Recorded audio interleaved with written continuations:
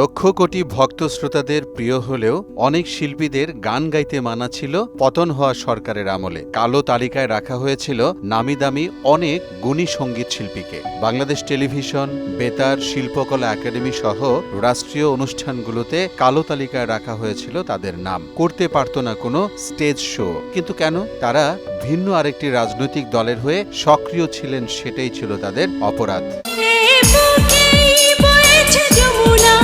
এর মধ্যে কনক চাপা ৭ বছর ধরে ছিলেন কালো তালিকাভুক্ত। দেশের জনপ্রিয় শিল্পী কনক চাপার রয়েছে শত শত শ্রোতাপ্রিয় গান, অথচ গানের এই সম্রাজ্ঞীর যেন গলা চেপে রাখা হয়েছিল। ফলে ধীরে ধীরে কমতে থাকে তার গানের সংখ্যা।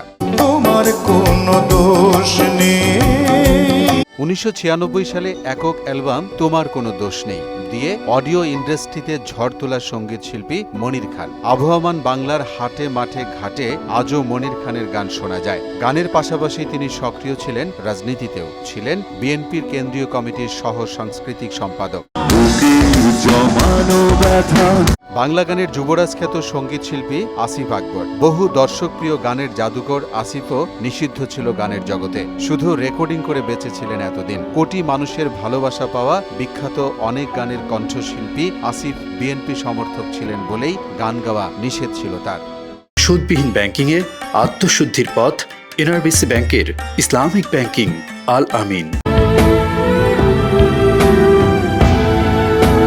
গানের জগতে ব্ল্যাক ডায়মন্ড খ্যাত বেবি নাজনীন সঙ্গীত জগৎ থেকে বহুদিন দূরে। ২০১৪ সাল থেকে বাংলাদেশের কোনো স্টেজ শোতে দেখা যায়নি এই শিল্পীকে। বিনোদন জগতের কোনো আড্ডায়ও উপস্থিত থাকতেন না বেবি নাজনীন। বিএনপির রাজনীতিতে সক্রিয় হওয়ার কারণে গান গাইতে প্রতিনিয়ত বাধার সম্মুখীন হয়েছেন এই শিল্পী।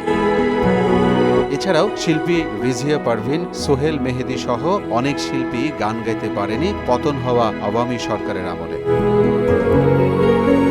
মোহাম্মদ আলিউল্লাহ, মোহনা।